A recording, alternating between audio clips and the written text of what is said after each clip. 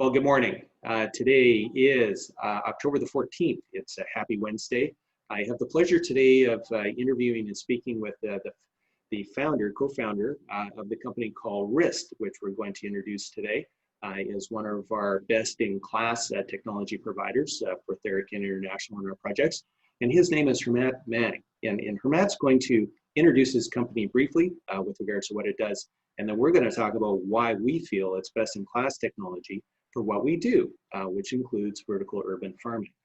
So Hemant, welcome. You're dialing in from London this morning or this afternoon. How are you? I am. Thank you very much for having me. I am doing well and very excited to be on this podcast.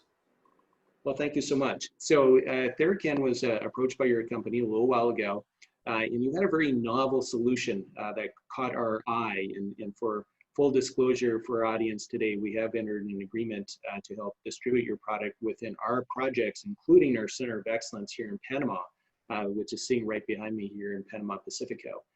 Tell me a little bit about Wryst, what makes it novel, and then we're going to talk about why we feel it's best in class. Go ahead. Absolutely. So, rewind back to February, and we were in a place where we were building this solution, which was going to allow people to clean their bodies on the go. So it was a soap or shower gel solution.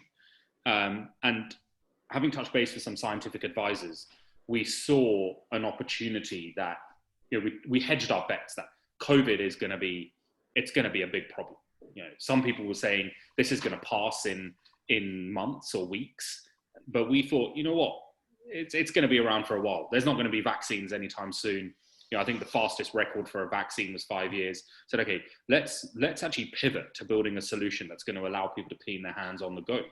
Mm-hmm. And our original thesis was that this is going to be a consumer product where everyone on the street is going to be wearing one, and that's what they need to be doing. And yes, we still believe that, but where we actually saw the majority of our early interest coming from was from enterprise businesses.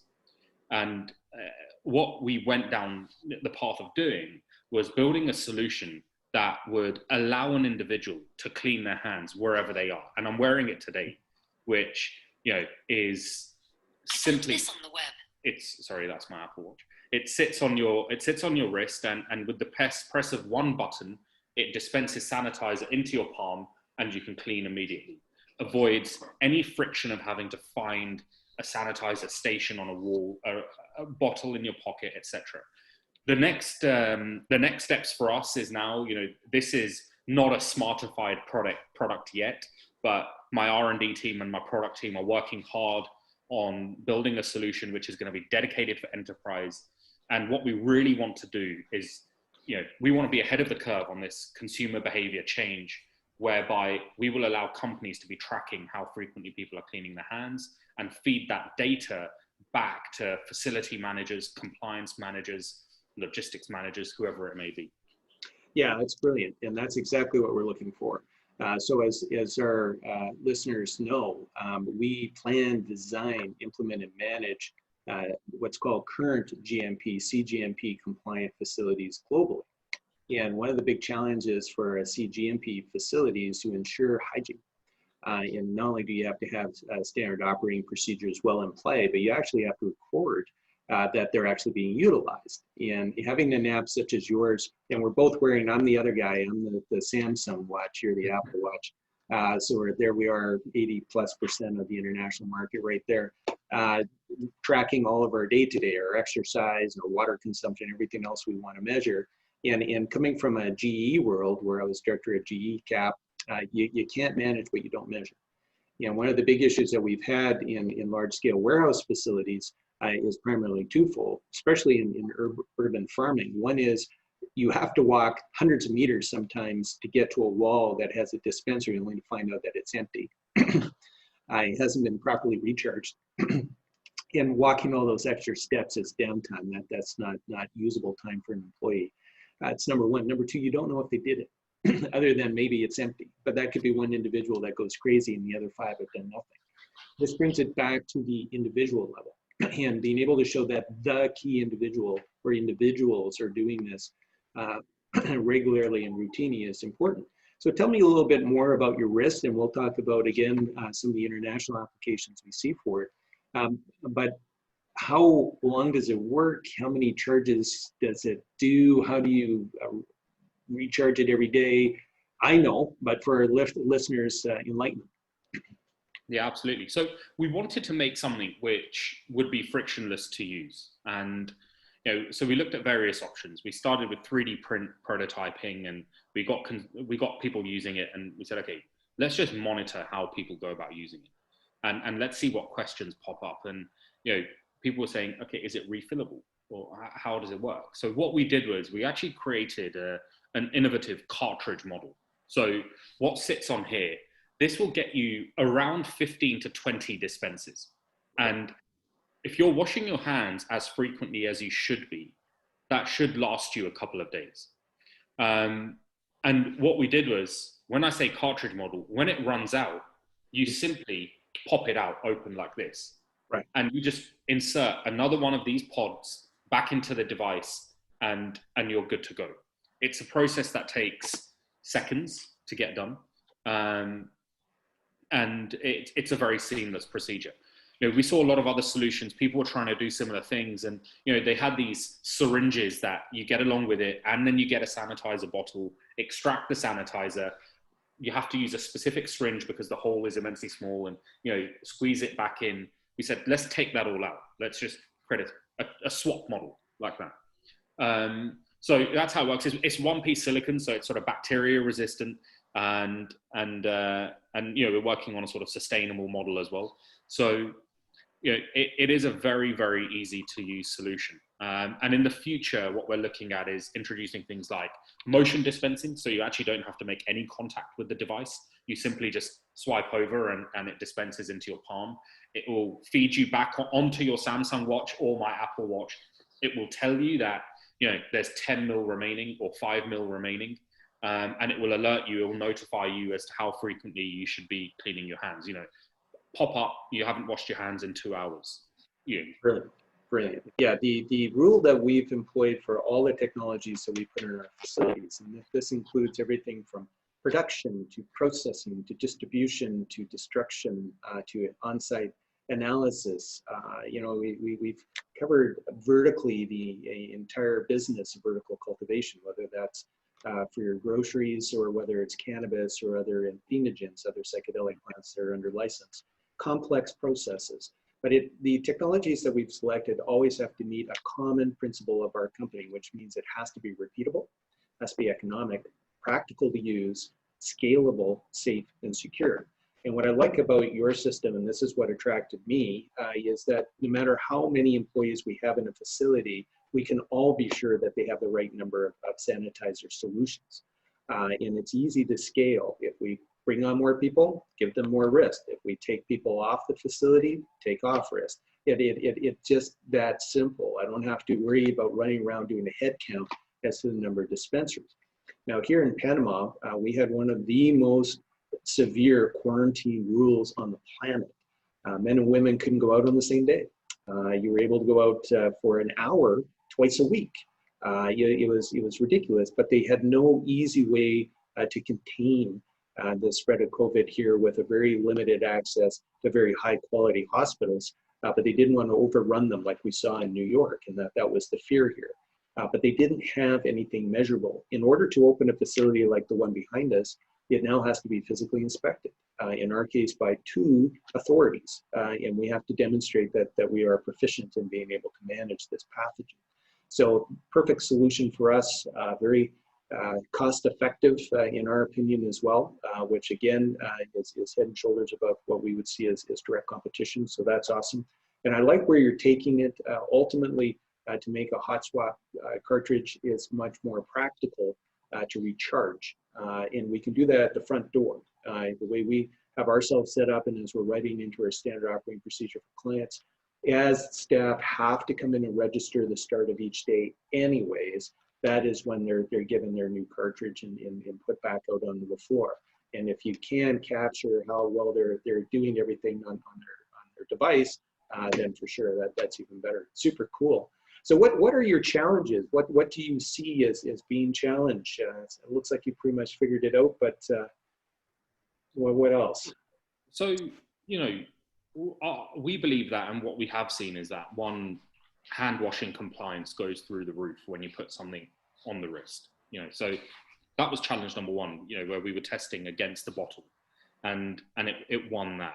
I think going forward now, it's mainly going to be product development challenges. It's going to be what data is important, how frequent we can get it back, and how we can get something like this even more seamless to the body, even smaller, and how can we get that talking to a device on the other wrist? So one of the biggest challenges is your real estate is limited. You've got two wrists, and that's at the most. And how do we get, how do we challenge for that prime real estate? Because someone's going to say, I'm wearing a watch, or I'm wearing another wristband. Right. So it's that, can we build a solution that's integrated into a strap, or, what can we do? Can it be a clip-on, where it just clips onto an existing smartwatch? Exactly. So that's one challenge. Second challenge is, we were actually discussing this offline, which is, countries are recalling sanitizer. There's been a whole host of fake PPE that's been handed out, whether it be masks or gloves or aprons. Now, what that's done from a regulatory perspective is that certain countries now independently regulate sanitizer, especially if you're using ethanol. If you're using isopropanol, it's a bit different, but our factories are, FDA approved, they're CE marked, etc. So, whenever you think you've got something covered, when you go into a new country, you have to abide by their regulation. So that's that challenge going forward. Well, I'm glad you brought it up. Canada had reported this morning through Health Canada, you had recalled 4 major providers of hand sanitizer this morning. So very active in being tasked with finding product that is approved within their country, right? So I can only imagine that if we were to bring a solution like this, even to a Department of Health, and show that it's working well in other countries, it'd probably take a burden off of them. Absolutely, absolutely. And I think the key for us will be, as well as, yes, we can make our own sanitizer, but I think the future, and in order to get scale, it will be partnering with global players, your Perels or your Dettols, your Lifebuoys, which is owned by Unilever. It's getting partnerships with these big players that have the distribution channels, and they've got that regulatory aspect sorted out, where we can build lasting partnerships with, and on a supply side. In terms of its use, and as you said, you're geared to a business-to-business market, which is very clever in the early days of COVID. Do you help these companies with standard operating procedures at all, or what else are you providing in addition to the device, the wrist itself? I mean, so there's a little bit of on the side of educating them around, it's not just give them one of these and walk out. It's more, making sure that they understand that the purpose of this is to enable hourly hand cleaning. That is how you mitigate the spread of disease and infections. So obviously it's not the only solution, but it's one of the factors. And it's about going and teaching them, okay, make sure you're using this on an hourly basis. Make sure you change your cartridges, so there is a bit of a whole education piece around it. Now what makes our life a little bit easier is that a lot of countries I've seen are launching national campaigns. In the UK, we've now got a standard TV advert that comes on virtually every channel, which encourages people to socially distance, wear a mask, and wash their hands. Mm-hmm. So, that aspect of it's also being aided, for us, where we believe that human behavior is moving towards actually thinking, I need to clean my hands on a regular basis. Well, I'm glad you mentioned, and I totally agree with you. Like in my lifetime, I went from a culture of no seatbelt to seatbelt. I went from a culture that everyone smoked to no one really smoked much anymore. I never did, but it changed literally overnight. And if I think of all the other hundreds of social changes that have been going on in the last generation, this is the next one, and for the next generation as well. How they will even shake hands. I've yet to shake a palm probably in 9 months now. Everybody is elbowing, which is interesting because you don't eat with your elbows typically. So that helps. In this business, of course, of wearing your mask in public, may very well become a normal. And I find that that is a substantive change. We may not keep all of it, but definitely the hand sanitization I see as being a requisite. And certainly within business that's handling food or other human consumable, that's going to be part and parcel of the industrial hygiene standard operating procedure. I don't see that ever changing. Over the last 11 years when I worked at Benchmark Labs as CEO, and we used to do a lot of swab testing and taking a look at the hygiene of some of these facilities, including meat handling, poultry handling, even leafy green handling, mushroom handling. I was quite surprised at what they were getting away with. High incidence of Salmonella, E. coli, Listeria, Campylobacter, and now COVID. So being able to manage and mitigate that, I don't see changing. And that's a good thing for food security, as far as I can tell. I agree. And, you're absolutely right. We identified certain sectors where, these are the businesses we should be talking to, and agricultural farming, anyone handling food, even to the front line of that, which was restaurants, etc. We believe that they should be wearing a wrist. Because you're right, it's not, so it's kind of it's a two-pronged thing, which is, one is, yes, keep your workplace safe, make sure your employees are safe, make sure the products you're creating are safe. But what does that lead to? That then leads to customer confidence. I know as a customer that if I'm buying product from this organization, or if I'm eating in this establishment, I know, okay, they have a certain safety standard, and I trust in that. So that's why we've actually considered launching a sort of wrist mark of excellence, which is, you may have seen your sort of Michelin guides that you get, or something is 3-star rated or whatever it might be. We thought of wrist certifying organizations. So people know that, all right, these guys all have a hand device on, they're cleaning their hands on an hourly basis. They take hand hygiene very, very seriously. And it's a guide factor where people know, when they walk past it, or they look at it on packaging or whatever it might be, that we trust this organization. But yeah, like you said, you mentioned farming, agriculture. Anyone that's dealing with a product that's getting to an end consumer, or anyone that's dealing with mass gathering events. I mean, look at sports, look at travel, holidays, hotels. All of these industries have been. Well, let's talk about air. So at some point, executives like you and I have to get flying again. And I'm looking to sites I have to see, because we're well behind schedule for project starts and site openings and the rest of it. And we're going to be on airplanes, and we have to take something with us that doesn't get seized as we're going through the checkout counter of inspection, right? And we used to laugh when we watch our counterparts lose their fingernail polish and everything else. Well, now we're trying to keep a hand sanitizer to a level that will make it onto the plane. Do you see any issues with taking risk with us when we're traveling at all? Oh, cool. So I know a couple of people that have flown already, and they actually said wrist was their best friend when they were flying. So I'll give you 2 examples. One was actually a decently long haul flight, and this individual said, when they got on the plane, they sanitized their hands. Right. When they got on the plane, before they got their food, they sanitized. After they ate, they sanitized. Right. Rather than going to the bathroom, they were a bit worried. So they sanitized before, after, when they came out, sanitized again. You touch a door handle, or you touch the part to get out. You're touching side rails, etc. The other was an interesting example, and something that you touched on earlier, which was they went to use a sanitizer dispenser in the airport, and it wasn't working. It had run out. Now, in an airport, who do you go and find to tell them, please, can you fill this sanitizer station?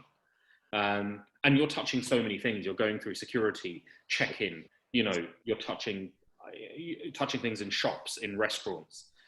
So they said it became their best friend. They must have used it 10 to 15 times just in an airport alone. Yeah. So that was kind of validation for us, which was, in travel, this is your companion that you need. Yeah. Well, I agree with that. And last comment on it, and then we'll sum up here. But I'm a process guy, and I'm trained in following procedures. And one thing that I've kept a very keen eye on for the last 20 years since she was the process of going through inspection at airports and in watching the horrible inefficiencies. Some are getting very good at it now. But the one thing I noticed, and I'd share for my viewers, have you ever watched them ever clean the belt that your stuff goes onto, or the buckets? Ever? Never, right?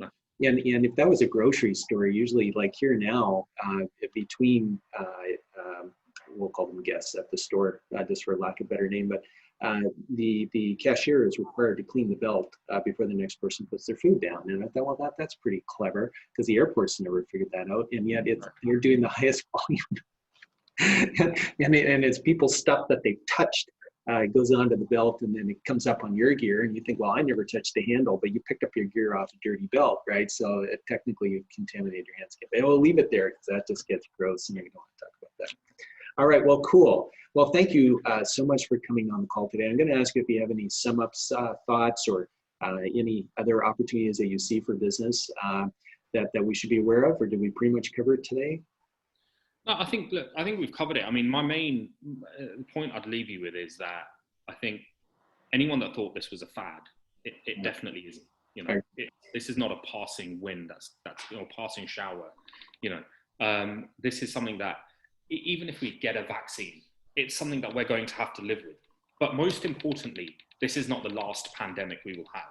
There is science out there to prove that we will suffer more and more pandemics of diseases we have not yet discovered at a faster rate than ever before. And we have to mitigate that.